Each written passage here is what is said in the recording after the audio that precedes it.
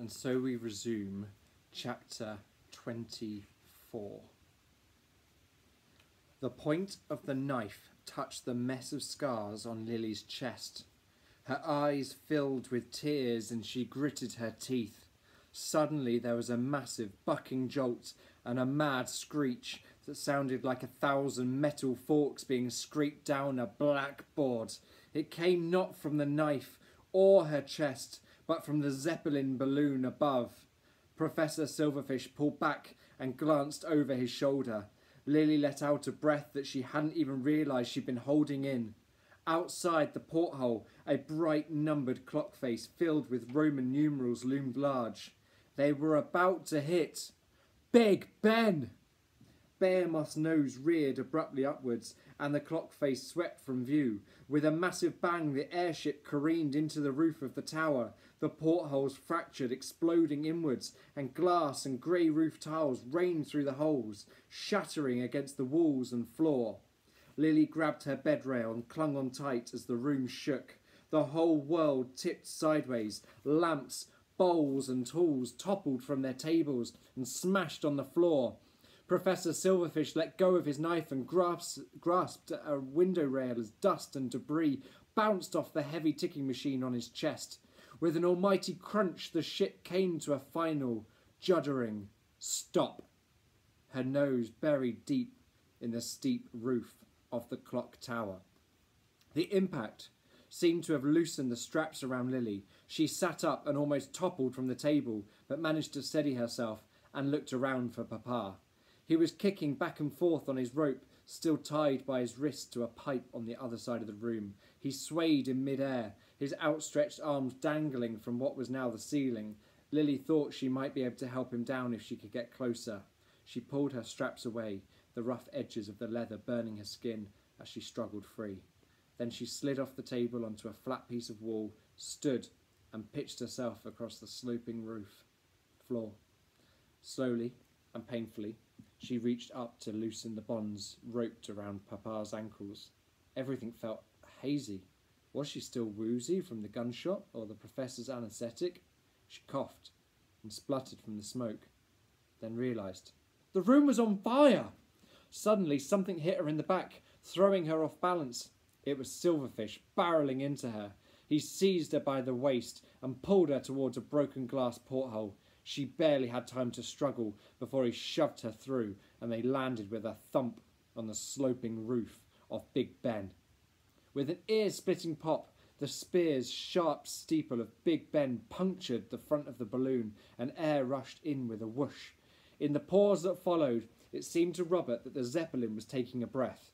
Then the point pushed further through the bent metal spider's web of girders and pierced the first gas envelope. Kaboom!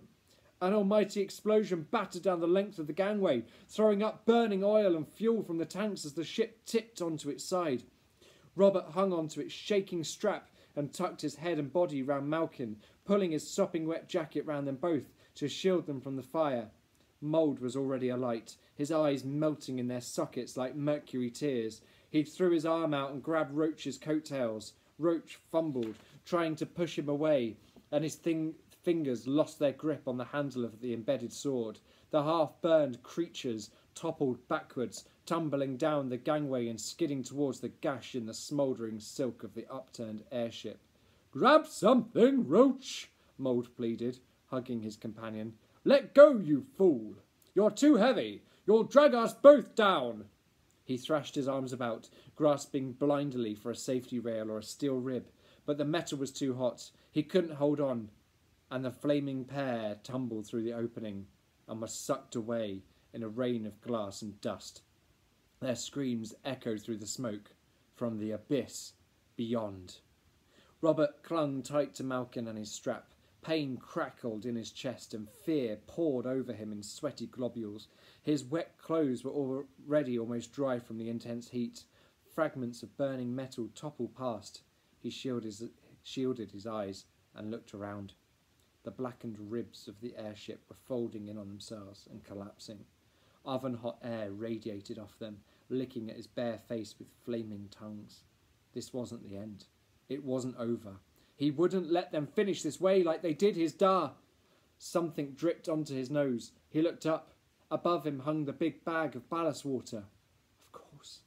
He reached out with his knife and slit its side, and the water poured down over him and Malkin, soaking them once more, and tumbling along the gangway, quenching the flames in their path. Grasping the fox against his chest, Robert swung back and forth, transferring his grip to a slippery new length of pipe. Following the path of doused flames, they were able to reach the spiral staircase.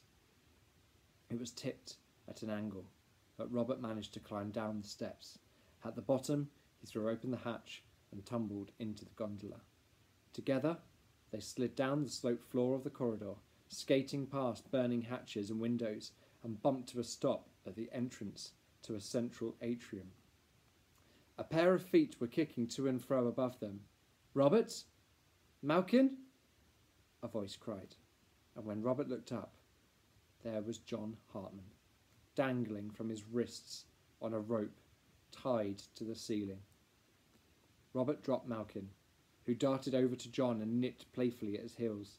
There was a metal gurney bolted to the floor, and Robert climbed onto it. Standing on tiptoes, he reached up with his knife and cut John free. John slid down the wall towards a broken porthole. "Quick!" he bellowed at them both. "Professor Silverfish has taken Lily into the tower. We must follow." Chapter 25. Robert, Malkin and John dropped through the broken porthole and crawled out from under the airship's belly onto the roof of Big Ben, which was sleeked with rain. The hulking frame of the Zeppelin burned above them.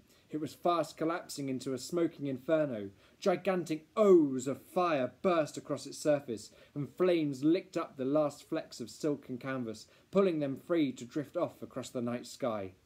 Only the ship's metal hull and its forest of spikes protected them from the falling debris. That, and the fact that the wind was blowing the fire and flames away from the tower. Yet still the heat was intense. It pulsed in waves through Robert's body until he could barely think straight. Then through the haze he made out Professor Silverfish and Lily halfway up the steep, sloping roof. Lily screamed and kicked at the professor, but he dragged her over the balustrade of the balcony. Robert, John, and Malkin clambered towards them as they disappeared through a tall gold-leaf arch into the interior of Big Ben's spire. As they skirted a line of guttering, another roar of gas exploded from the Zeppelin's envelope. A whoosh of escaping fire scalded Robert's cheeks. Rivets popped from Behemoth's heated metal plates and pinged past them.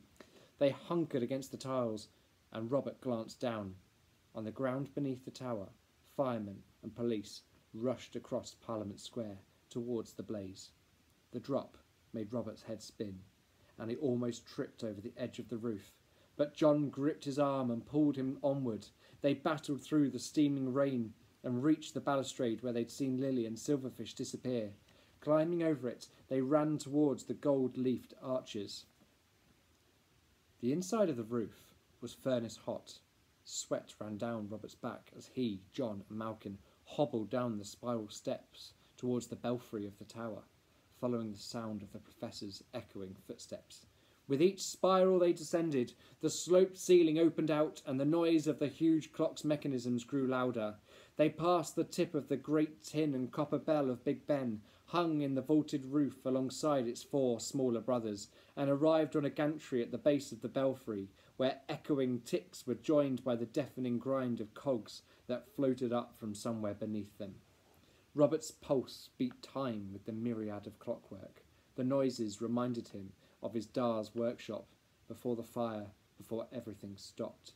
But this was 1,000 times stronger. He looked about for the professor and Lily.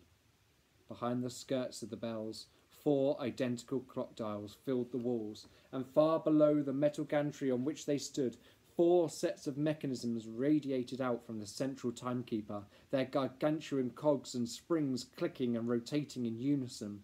A bullet zinged past Robert's ear. He bobbed under the rim of the great bell, dragging John and Malkin along behind him. 4 more bullets exploded off the outside of the immense dome. Then the gun was silent. "It's empty," John said. They scrambled out from the hiding place, and a flash of red caught Robert's eye in the darkness. Lily's hair. A few feet away, She and the Professor were silhouetted against the nearest clock face, like slides in a magic lantern show. As they passed in front of its vast patterned panes, Silverfish fidgeted with the empty pistol. His other hand muffled Lily's mouth. She kicked at his shins, fighting back. Robert ran at the Professor and knocked the gun from his hand. He grasped at the machine on the man's chest, pulling at the tubes, trying to loosen them. The Professor fought back. Robert stumbled. His elbow cracked against the rail of the gantry, making his teeth jitter. John was right behind. He balled a fist and jabbed at the Professor. The Professor shoved Lily aside to swing at him. John stepped back and tried to weave away, but Silverfish caught him with a right hook, smacking his head against the bell with a clang. John fell, clutching at his temple, blood dripping through his fingers. Lily swayed unsteadily, clasping a hand to her chest. As Robert reached out to her, the Professor turned quickly and grabbed her again. Malkin darted forward, snapping at his heels, sinking his teeth into the man's leg. "Get away from me, you confounded mechanimal!" Silverfish kicked Malkin aside and grappled Lily back into his grip. Robert dived at the Professor again, clinging to the lumpy device on his chest and throwing punches around it, while Lily yanked at the pipes in an attempt to loosen them.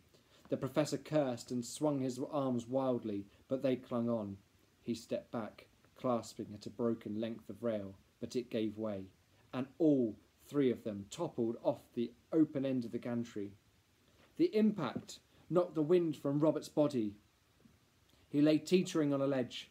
He gasped, clawed himself upright, and found himself standing on a narrow metal beam, barely wider than his feet, that ran from the gigantic machinery of the tower into the big centre of the clock face. In front of him, the Professor rose slowly, and behind him, Lily clambered up from where she'd landed. Robert was the only thing that stood between the two of them. The Professor edged towards him. "You can't win, you know. You haven't the wits." Robert's old fears bubbled up. Perhaps the man was right. He glanced over the edge of the metal beam into the abyss below. Lily coughed, trying to catch her breath. Robert took her hand. Far beneath them, the sharp gears of the timekeeper shifted with a click. After all he'd been through, he didn't know if he could do this. It felt as if he still had so far to fall, but then he remembered Dar's words. "No one conquers fear easily, Robert. It takes a brave heart to win great battles." "I've heart enough," he murmured. "What?" the Professor asked. He spoke the words louder. "I said I've heart enough to win this battle." He squared off against the Professor, driving his shoulder into him. But the Professor seemed to have gathered extra strength. He danced nimbly on his feet, forcing Robert and Lily down the length of the beam until they were pressed up against the glass clock face. "Careful," Lily said, and Robert felt her arm around his waist. Grasped against her, he could sense her heart drumming wildly through the back of his chest. The shadows of Big Ben's two gigantic hands hung above them on the exterior glass, which crackled and warped from the outside heat. Professor Silverfish lunged, shoving Robert's head against a triangular pane, trying to force him from the beam, but Lily clung on tight. She wouldn't let go, wouldn't let him fall. Crack! Splinters of glass sliced into Robert's ears as his head smashed into the pane. Blood trickled down his face and dripped onto his shoes. There was no escape. He glanced down once more and felt sick. The drop was at least 20 feet to the 6 of the clock face, and another 30 to the sharp-looking mechanisms and cogs that turned below at the heart of the tower. Then he noticed something. The beam they stood on went out through a hole at the centre of the clock dial. An image of the inside of his Dar's timepieces came to him. The movement mechanisms, the centre wheel, the rod which runs from there to move the hands on the face. Of course, they were standing on that rod, that beam. Any second now, it would turn the minute hand of the clock. Gritting his teeth, he reached up and gripped the corner of the broken pane of glass with his fingers. "Hold on to me tight, Lily," he whispered. "Any second now." "Out of my way, boy!" Silverfish threw his full weight onto Robert. He was so close Robert could smell the stench of his breath behind his big yellow teeth, but he wasn't holding on to anything. The minute must nearly be up. Robert grasped the broken corner of the glass tighter. Pain coursed through him until he could barely stand it. Click! The beam shifted the hands of the clock, twisting under them. Silverfish staggered back, his feet slipping, his arms waving, thrashing the air. He'd lost his balance, and the weight of his heart machine pulled him over the edge. His eyes wide with horror, his fingertips brushed the end of Robert's arm. And he fell.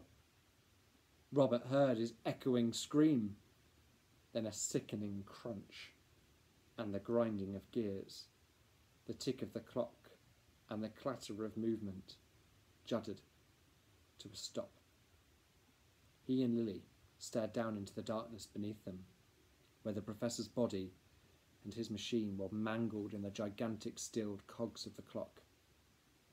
"I think he's dead," Lily shuddered, letting out a sigh of relief. She loosened her grip on his waist, and Robert found he could breathe once more. He gasped a great lungful of air and let go of the broken pane he'd been clasping. The clock had stopped. Without the noise of its cogs turning, the room felt eerily silent. Robert took Lily's hand in his, and they stumbled along the stilled beam and up onto the safety of the gantry. "Where's Malcolm and Papa?" Lily asked as Robert helped her up beside him. As if in answer, John scrambled to his feet behind the rim of the bell, rubbing his head.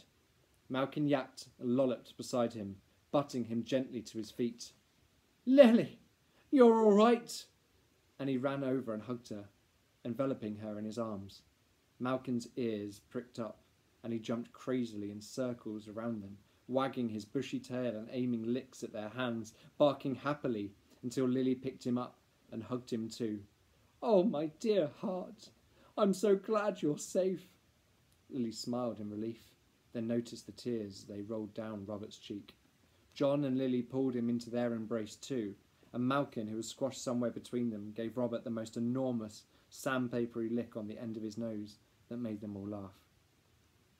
"Thank you for everything, Robert," Lily said. "You saved us.